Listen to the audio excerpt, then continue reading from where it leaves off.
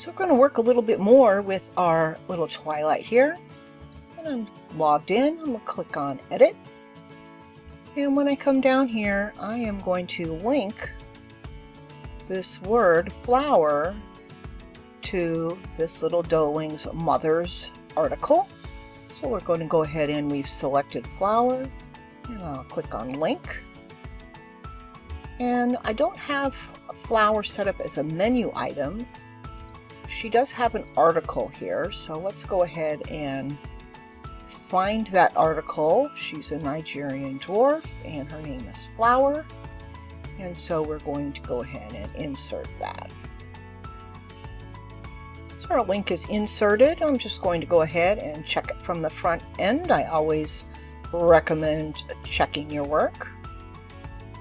And so here we are, we're still logged in, which we have the little edit button still, and here is Flower. I'm going to read the whole article on Flower, or on Twilight rather, and then you'll see that we have a link to Flower, which takes us right to Flower's page.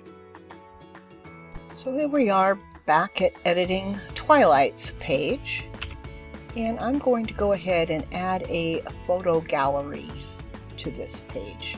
Do have a number of photos of Twilight, and we're just going to add a new album, and I am going to change the name of the gallery to Twilight.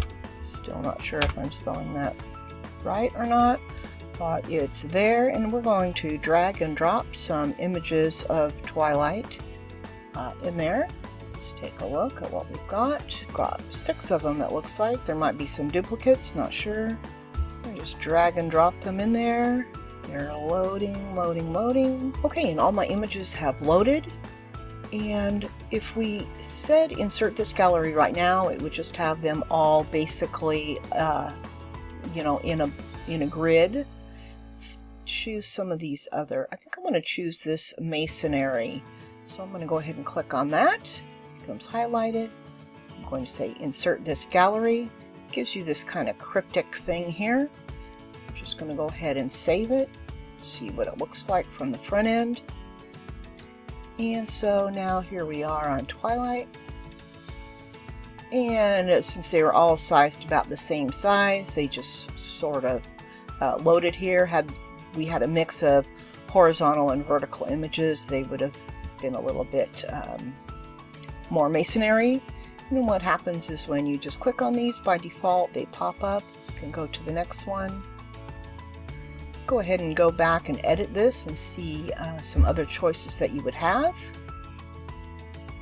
And when you have it here, just double click on it, opens up the gallery again. So this would be a slideshow carousel where you're gone from let's look at this Polaroid. I think that's kind of a fancy one. And once you do load it, you have some other options if you want to go ahead and change it a little bit. I'm just going to use the defaults.